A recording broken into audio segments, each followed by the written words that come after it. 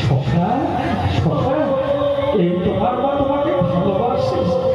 হ্যাঁ রে সুধা, তাই তো বলছি। আজ মা আমাকে খেতে না দিয়ে যমুনার ঘাটে চলে গেল। তবে মা আমার জন্য প্রত্যেকে দিনে ক্ষীরসাধে নবনী বানায়। মা সেগুলো তো সঙ্গে করে নিয়ে যায়নি ঘাটে, তাই বলছি আজ ঘরেই রেখে গেছে। তাই ওরে সুধা, আজ আমি গোপীগঞ্জের ঘরে যাব না চুরি করতে। আজ দরকার হলে আমি মায়ের ঘরে চুরি করে ওই নবনী সেবা করব। তাই আয় খুঁজে দেখি মা কোথায় রেখে গেছে। তাই একদিকে কৃষ্ণ একদিকে সুদামা খুঁজতে লাগলেন ওই যশোমতী মায়ের ঘরে নবনী। হরিবল হরিবল।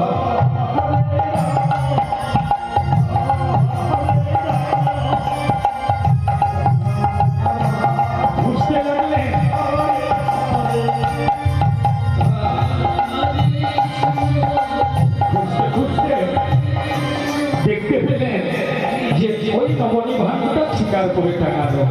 আজ গোপাল বলছে সুধা, দেখবি দেখবি ওই ওই নবনী ভাণ্ড ওই শিকারপুরে টাকালো আছে। এই সুধা সুধা দেব ওই নবনী ভাণ্ডটা পেরে দে না, জানা। বেশ সখা, আমি চেষ্টা করছি। তাই সুদামা চেষ্টা করছে ওই নবনী ভাণ্ড পারবার জন্য। হরিবল হরিবল হরিবল। সখা সখা গো, জানো সখা, আমি না হাতে পেলাম না। অপদার্থ কোথাকার, সরজা তোর দ্বারা কোনো কাজ নেই।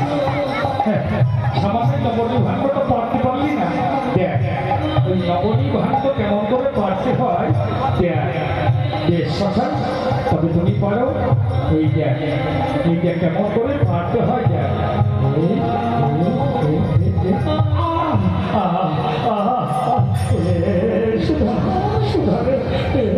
জানিস জানিস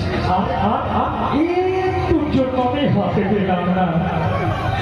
তাই সুদামা বললেন সখা, তবে এক কাজ করো, আমিও যখন পারলাম না তুমিও পারলে না, তবে এক কাজ করো, এসো আমি ওই নবনী ভাণ্ডের নিচে কাঁধ কেটে দিচ্ছি।